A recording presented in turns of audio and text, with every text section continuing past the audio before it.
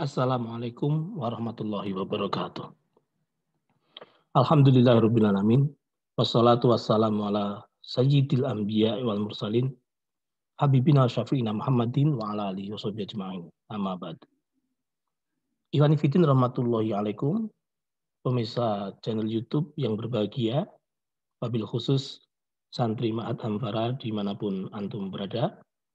Kita lanjutkan kajian ulumul Quran kita dengan bersama-sama membaca basmalah. Bismillahirrahmanirrahim.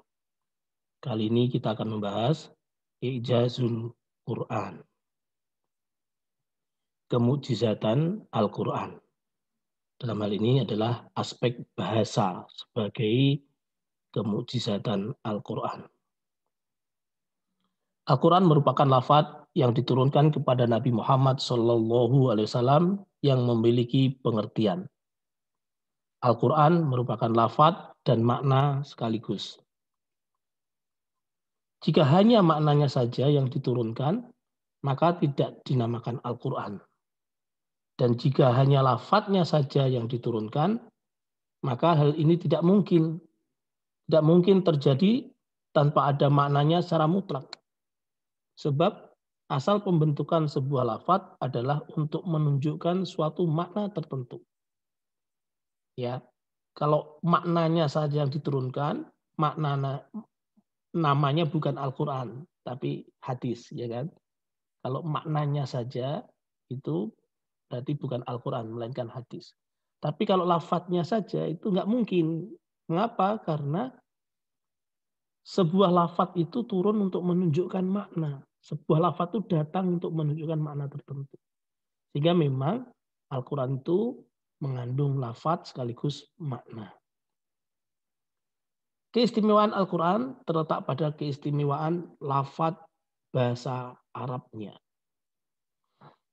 Dengan mendalami bahasa Arab secara istiqroi, sebagaimana yang tertulis dan sampai pada kita, maka kita bisa ketahui bahwa asal-usul makna dan lafadz bahasa Arab itu ada 4.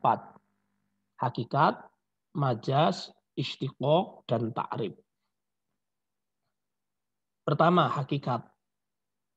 Yaitu makna atau lafadz yang sesungguhnya ada. Apa adanya. Ya, ada dan apa adanya. Contoh ar-ra'su mempunyai arti kepala. Kepala manusia atau kepala binatang. Ar-ra'su itu kepala. Ada 3 macam hakikat, yaitu hakikat bahasa, hakikat urf, dan hakikat syara. Yang kedua adalah majaz atau kiasan, yaitu penggunaan lafadz untuk suatu makna yang bukan pada hakikat makna lafadz itu. Contoh di Quran surah Al-Baqarah ayat 19, yaj'aluna asabi'ahum. Yaj'aluna asabi'ahum, yang dimaksud bukanlah semua asobi, ya, semua jari-jari.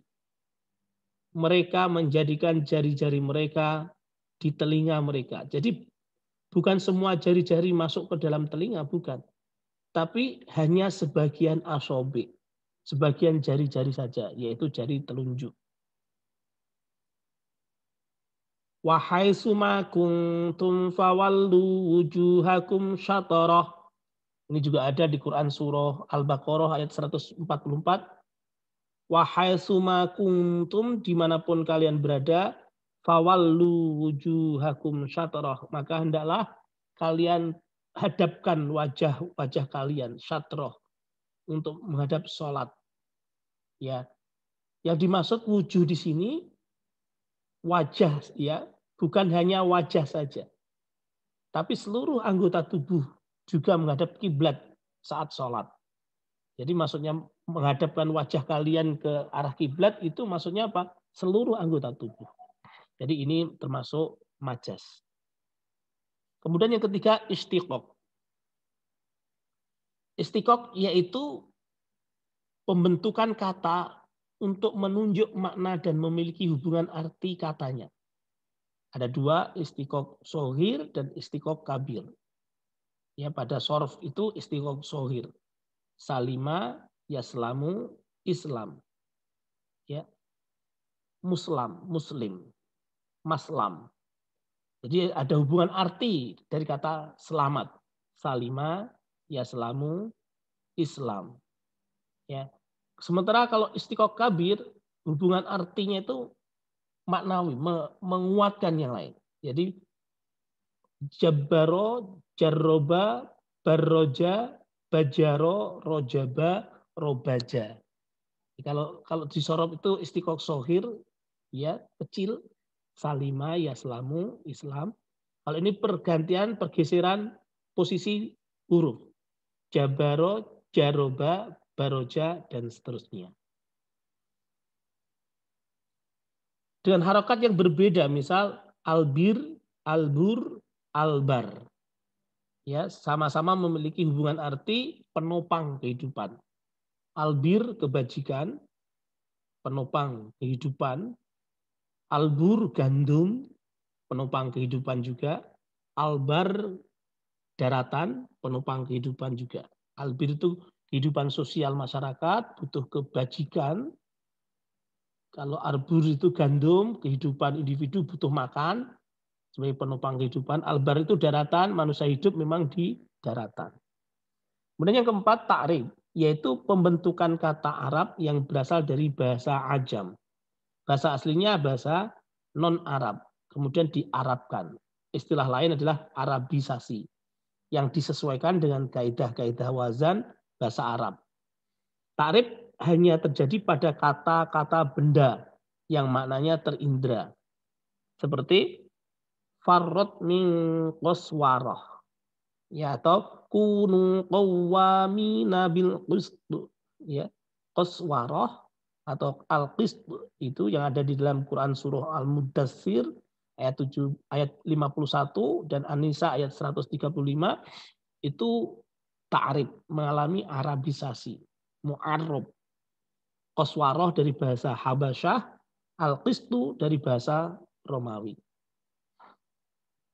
Khusus tentang ta'rif, ikhwani fillah rahmatullahi alaikum, pembahasannya bermula dari sebuah pertanyaan, apakah di Al-Quran terdapat lafaz-lafaz yang berasal dari Ajam, terdapat lafaz-lafaz yang bukan bahasa Arab, seperti qaswarah, al-qistu, huban, ra'ina, sijil, sudus, dan lain-lain.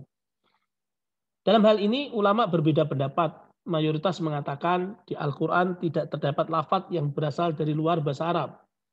Seperti Imam Syafi'i, Imam Tobari, dan lain-lain. Sementara sedikit yang mengatakan bahwa di Al-Quran ada lafaz yang berasal dari Ajam. Dan hal ini merupakan keistimewaan Al-Quran. Ini kata Ibnu Naqibi. Imani fillah rahmatullahi alaikum. Allah telah menolak pendapat yang mengatakan bahwa Al-Quran terdapat bahasa Ajam. Firman Allah dalam Quran surah Fussilat ayat 24, walau ja'alnahu Qur'anan a'jamiyyal laqalu laula fussilat ayatuh.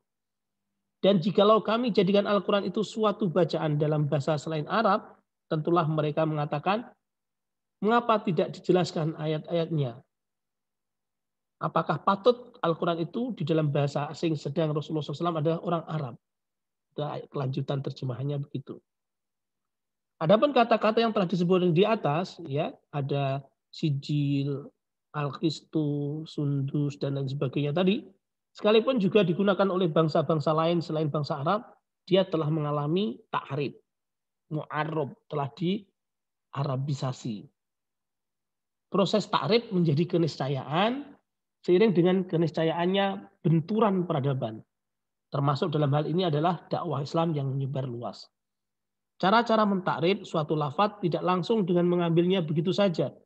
Dari bahasa Ajam langsung diarabisasi, tidak. Melainkan disesuaikan dengan kaidah-kaidah atau wazan bahasa Arab. Syekh Atta Burustah mengatakan dalam kitabnya At-Taisir fi Usuli Tafsir halaman 19 sebagai berikut. Wa ta'ribu kama huwa ma'rufun la yakunu illa fi asma'il asya' al-mahsus walaysa fil ma'ani li'anal araba fa'aluhu faqat fi asma'il asya'il madiyati al-mawjudati fi biladil a'ajim wallati naqaluha li biladihim ba'da ta'dili hurufiha hasaba auzani lughatihim.